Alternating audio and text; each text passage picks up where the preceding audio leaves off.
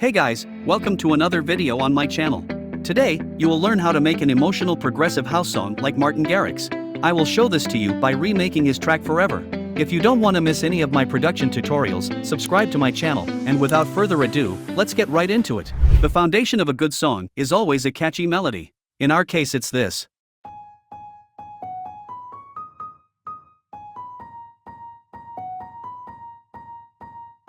As a characteristic element, we need big and wide leads.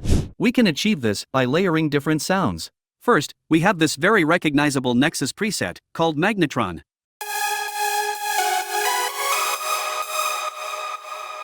Then, there is a high saw layer, and also a more aggressive one. Together they sound like this. For processing we have a lot of effects. A classic EQ which cuts all the low frequencies. An OTT at around 12%. Transpire for more attack, a reverb, link to a peak controller, stereo enhancer, 2 more EQs to clean up the frequencies, a little bit of delay and of course kickstart, at around 75%. Let's have a listen with, and without the effects.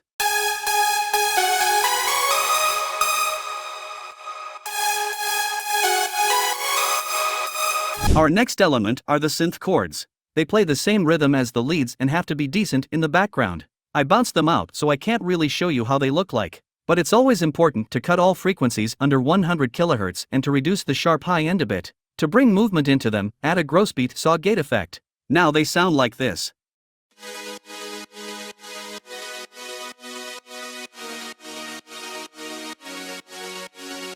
Let's have a look at the bass section. The mid-bass consists of a wide, detuned saw layer and another more distorted one.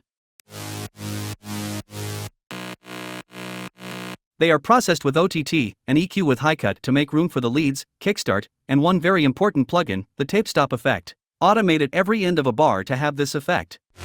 In the end our mid-bass sounds like this. For the sub I used a simple pulse wave from Silent One. I turned it to mono and processed it with the sub-bass chain preset, because otherwise kick and sub would clash in terms of frequency ranges.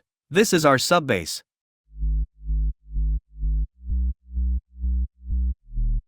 Before we build the drums, we need some extra ambience sounds to fill up the spectrum. I decided to add these ones, consisting of a pad and some strings.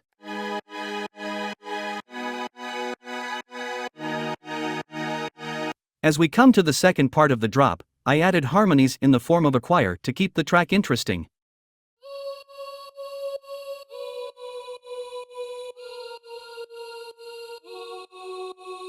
Put some sidechain and a quick EQ on them, and that's it. The drums section is a very important part and works as a carrier of the melodic elements. At first, we need a punchy kick. Then, add claps and rides on every beat. Arrange some clap and snare fills and put them in the background.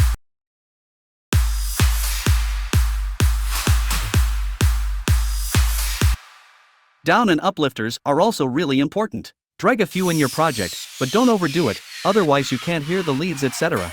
as clear as they need to be. To have a bit of groove in the song, grab some shaker and hi-hat loops. Sidechain them and reduce the volume a bit. These were all the elements we need. In this case I had the feeling that the high end has to be more present, so I decided to add a staccato violin with delay, which sounds like this.